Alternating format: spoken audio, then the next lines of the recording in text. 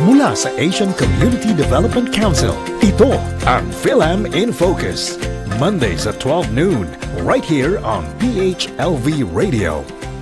3, 2, Good afternoon, everyone. Welcome to FILAM in Focus, a program by the Asian Community Development Council, or ACDC, wherein we discuss successes, challenges, or opportunities affecting Filipino Americans. I am Ada Solano, your host.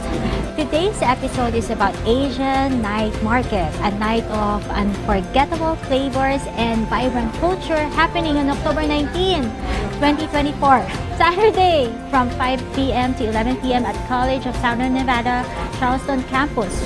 Every bite and every moment supports a great cause. 100% of net proceeds from tickets sales go towards providing free resources and services for our community. And what's great is that our vendors will keep 100% of their profits. And today we welcome Hang Wong, owner of Urban Matcha, and Hang is one of the vendors at our Asian Night Market. Hang is the co-founder of Urban Matcha, a thriving business that has been delighting customers for over 6 years. With more than 20 years of experience in the casino and high-end hotel industry, Hang brings a wealth of knowledge and expertise to the hospitality sector. Through Urban Matcha, Hang has demonstrated a passion for quality and innovation, consistently delivering exceptional service and products to the community. Hi Hang, welcome to FILAM in Focus. Thank you, Vice. Thanks for having me. No, I'm actually excited to have this conversation with you, and it's very generous of you to have us here in your cafe. Thank you. Okay, let's just start with letting our audience know what Urban Matcha is all about. So, Urban Matcha, we specialty in matcha. So we source our matcha from Japan. So we have different variety of desserts, all focused on matcha. So our signatures are matcha soft serve. We have matcha latte, matcha tea, matcha cream puff, and also we have these very trendy items right now. It's a matcha latte base with a strawberry cheesecake top or the ube top over here. So this is one of our very trendy items right now. Everybody loves it. Oh, I love matcha. So this is actually my favorite place. And my favorite drink is matcha. So yeah, so oh my God, Thank you. I'm glad that you like it here too. Yes, of course. But let us start with telling us your journey on from. You mentioned that you came from Hong Kong and then immigrated here to the United States. Yeah, so I was born in Hong Kong, born and raised in Hong Kong. And when I was born, we were very poor. I was born so we have a household of 4 people. And our unit is only 100 square feet. So your bathroom probably bigger than our entire house when I was born. And then very luckily, we were able to move to the US about 28 years ago. And then I was here and I attended high school. And then I've been working in the food and beverage industry for the last 25 years. And very luckily that I got a chance to work in a hotel in a very high-end setting. So I do learn a lot of F&B. I do learn a lot of hospitality from my last job. And I was able to utilize all these skills and apply to my store here. So without that job, I don't think I'll be able to do what I do today. And that inspired you to start a cafe and specialize in matcha drinks? Not exactly. It just the opportunity kind of came up. I always wanted to own something. I always wanted to be a business owner. But all I know is food and beverage. My whole life is food and beverage.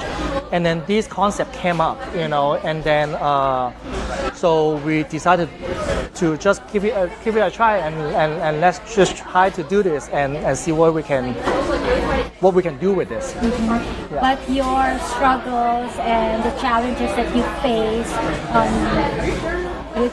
in the industry help you shape in this in this industry? Yes, definitely. So we import our matcha directly from Kyoto, Japan, which is the matcha place. Basically, well-known matcha place is Kyoto in Japan, and we are sourcing our powder directly from Japan, and then we also source a lot of ingredients from Japan. For example, this mochi right here. That we're going to be bringing into Asian night market as an exclusive item. So this is 100% Japanese item. The mochi dough powder, we actually source it from Japan as well. So it's 100% authentic Japanese item. Because of my old job, so I learned about purchasing, how to source stuff, and I was able to apply that to this shop as well. Sometimes we do have shortage of items since they're import, so that also kind of give me an experience to know how to source from different sources. Right. Yes. And then aside, not only that, is that not just from procurement of item, from sourcing to different resources, but also you mentioned about hospitality. So in the restaurant or food industry, you have to source clients. So that also helps. Yes, definitely.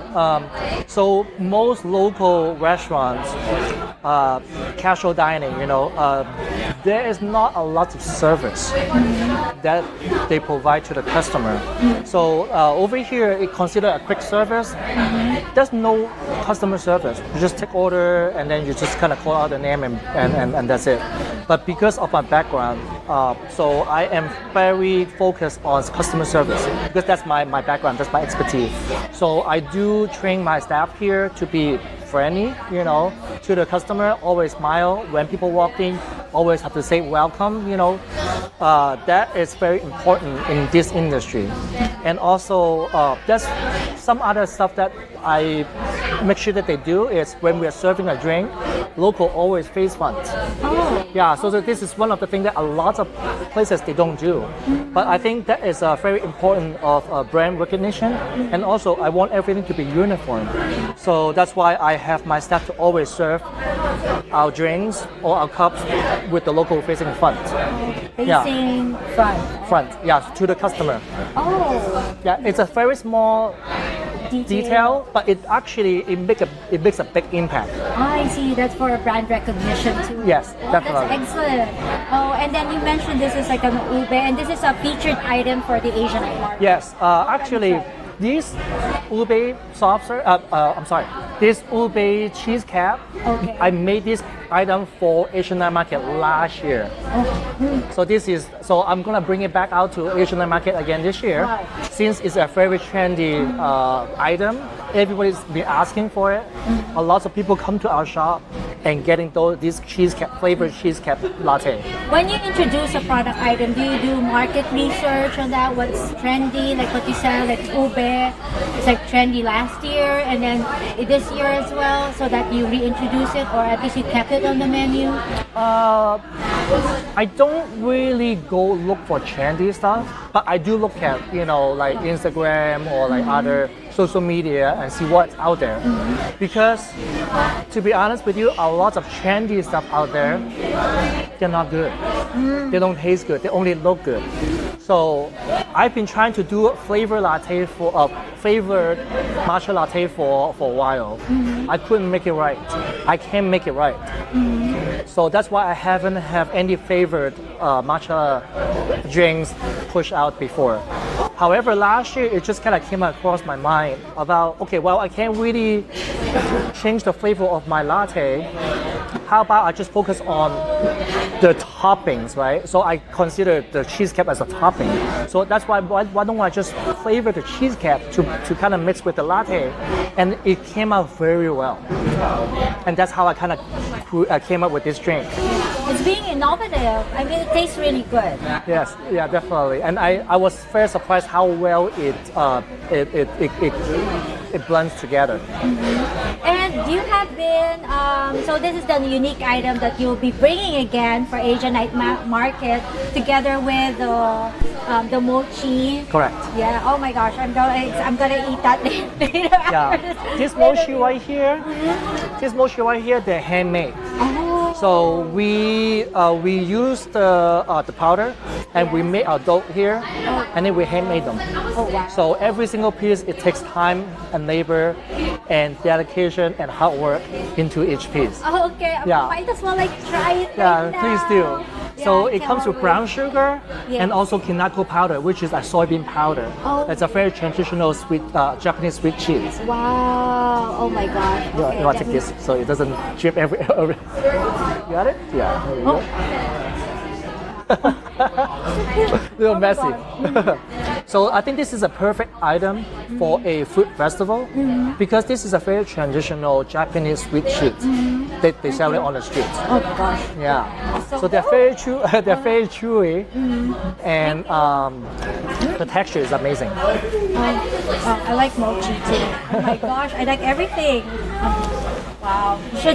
For anyone joining the Asian night market, should try the mochi. Definitely, yeah. Definitely. Oh my gosh.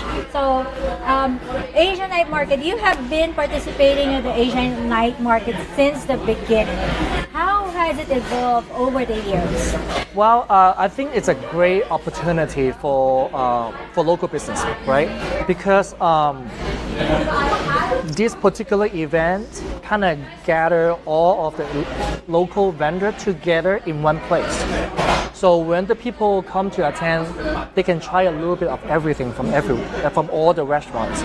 So versus when you go to one restaurant and you're gonna be full and you can't really, and then you can really go to like another restaurant to eat right away. But when you go to this kind of food festival, the customer can get to try everything in one place. Yeah. And also it also help with the business to showcase the product, the expertise, and to get the brand recognition as well to the property. I think it's a great event.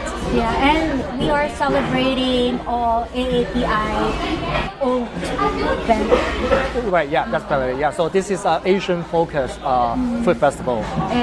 And for our community, it's not only trying out the food, but also uplifting the Yeah, definitely. entrepreneurs, the local Yes, entrepreneurs. yeah, and I hope also help with all our Asian community business owner. Yes, and not only that, because not only are our food featured at the Asian Night Market on Saturday, October 19, but also there will be cultural performances. Right. So there's a lot of fun events for families and their children to enjoy for a Yes. night.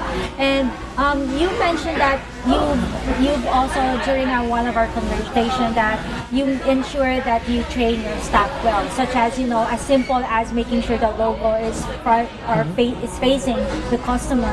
What else have you taught your customers in terms of in when you're running a business? You mean to our Yes, staff? your staff. Okay. I mean staff. Yeah. So when I hire them, I'm not looking for experience. This is what I told my staff, when I hire them, I don't really look for experience. Experience is a plus.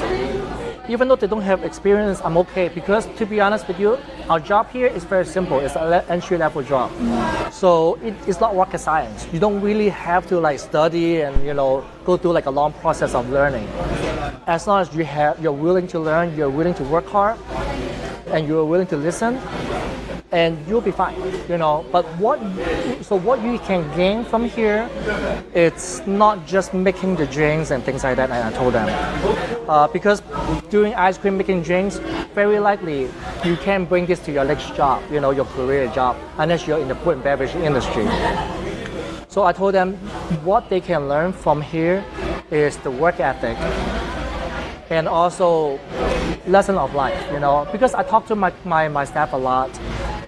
Sometimes if they might have some difficulty from maybe friends or home and things like that, I'm always open up to them.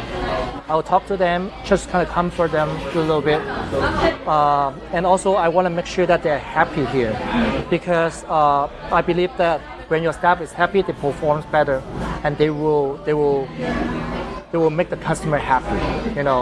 If you have a staff that is always mad or always being negative, they were just gonna bring that negativity to spread out to the team, and also they can show the customer, and that's not good, you know. So that's why I focus on not just service but also their personality, like how to make them focus on the positive, or sometimes comfort them when they are like not in a good mood or not in a good how do you say this? Not in a good Like condition. condition. Yes. Okay. So it's not only about work, but you try to develop them. Yes, definitely. Like, not just professionally, but also you ensure that This is the foundation, I think, because like a lot of them, this is their first job. They've never worked anywhere else. They're all like college student or high school student, so they don't really know what life is out there besides school. So that's why I don't believe to be being too harsh on them, because they need room to learn, to grow, you know. And when you're being too harsh on them, you can have a negative effect. And since they just kind of came out to the world, you don't want them to always get discouraging, you know. You want to encourage them to do good work. They'll make mistakes. I make mistakes every day, you know. So I told them that it's okay to make mistakes, but just remember, just recognize your mistake, remember, and just don't do it again. That's all it matters, because we all make mistakes every single day, and that's what I told them, and this is why I guide them. Yeah, I love that. It's like it's just letting them know that this is a training ground for them to commit mistakes, learn from it, and then so that when they go into the world, they can be a better professional. Yes. Yeah. That's great. Oh my God, you can be a great boss. Thank you. So, Hang, as an entrepreneur, what were your struggles? Can you talk about your like putting up your own business? A lot of hours. A lot of hours. A lot of people might think that, oh yeah, the boss is just telling people what to do. They don't have to do anything. They got people to work for them. That's not true, you know. I mean, I wish that is true. There is a lot of stuff that we do behind the scene that nobody sees, you know. Even the staff doesn't see it. So we are always on alert 24/7. Last year, our window got broken 3 times in 2 weeks. We have to come out 3 in the morning to put up a board to board up our window ourselves, because it was 3 in the morning. I can't even find anybody to help me with the window. So like that kind of struggle, you know, that nobody will see. Sometimes we're understaffed. We have to jump in to do it. It's very hard to find good worker. Like earlier we mentioned about sourcing. Sometimes sourcing is not stable. You name it. You know, everything is a challenge as a small business owner. Yeah, it actually goes beyond 8-hour job. Definitely, yeah. It's 24 hours nonstop. Yeah, you have to think of so many things as a business owner. Yes. From setting up, opening your cafe Yep. earlier than your staff, and then closing as well. Yeah. So And also there's a lot of responsibility, you know. So running a business, right, when it's slow, you are afraid that you're going to be losing money. When it's busy and you're afraid of you don't have enough staff to support, you know, so that's always something. It's never going to be perfect. You're always going to have to, I guess, I shouldn't use the word worry, but there's always something that you have to be paying attention to, have a look out for, you know. and there's a good like image to it, you know, the tip of the iceberg. Only what people see is the tip of the iceberg, the successes. Oh, Exactly. Like, oh, you have a big cafe and all, but they don't see the behind the scene. Yeah, beneath the surface. Right. Like all of the time that you spend, all of the maybe the failures, like the broken window. Right. When you mop the floor, you know, when you don't have enough staff to do that. So you all have to navigate those challenges and difficulties. What motivated you to keep going? Yeah. Honestly, I think keep trying, right? So a lot of people might think that, oh yeah, you have a business, you're making a lot of money, and it's great. I mean, yeah, if you can make a lot of money, that's great, But sometimes it's not just making the money. If you focus too much on the money, very likely you won't success. My philosophy would be just good work. The money will come. It might not be tomorrow, it might not be next month or next year, but just keep up the good work, keep doing it. One day it will come because opportunity is always going to be there. And opportunity is for the people that is ready for it. So you always have to be ready. Sometimes you can't really just find opportunity, but just don't sit there and wait, right? You have to be ready. When the opportunity comes, you just grab one and go. So that's why the foundation is very important. That's why I told my staff or my business partner, we just need to do good work. The money will come later on. So that's what we've been trying to do for the past few years. Just kind of build up our business little by little. The slowly but surely, Yes. and then just you have that foundation of hard work, Yes. perseverance, and Right. resilience. Right. I love that philosophy. Yeah. And then I know we're about to end the conversation. However, what is your best advice for aspiring entrepreneurs or who have been in the industry for a long time? Well, exactly what I just said, right? Just do good work, don't focus on other stuff too much, because if I have a very good product today, people may not know right away, right? But then keep the good quality, keep the good customer service, keep doing good work. The word will eventually spread out. And then I think the most important thing is word of mouth. A lot of people do like marketing, right? They will showcase their products and things like that. And all of a sudden they get very busy. And guess what? You might not be ready for that kind of volume. And then your product quality control will decrease. Your customer service will decrease. Now that, yes, you get busy, but then you can't keep up with all this stuff and you're gonna lose all your customers. And that's because you don't have a good foundation. So what I meant earlier by just do good work, do customer service and just keep building it slowly is building your foundation little by little, step by step. When it hits, you are ready for that. That's what I meant for that. And that's my advice for everyone, just do, if you are not successful today, don't worry, you just keep doing good work, keep doing what you're doing. One day you will be there. Eventually it will be there. So keep doing what you're doing. Yeah, don't give up.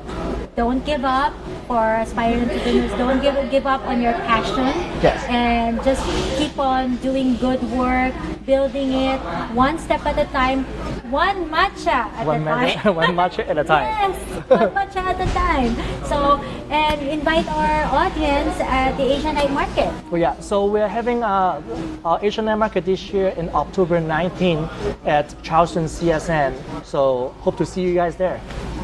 And try a mochi on that day. Yes. All right. So I'd like to invite everyone to buy tickets for the Asian Night Market at bit.ly/2024 A&M. So again, thank you for watching and listening. FILAM in Focus, a program by the Asian Community Development Council or ACDC. For more information about ACDC, please make sure to visit our website at acdcnv.org and follow us on our social media channels. Maraming salamat po for joining us. Hanggat sa muli, abangan po ang susunod namin na episode. Bye!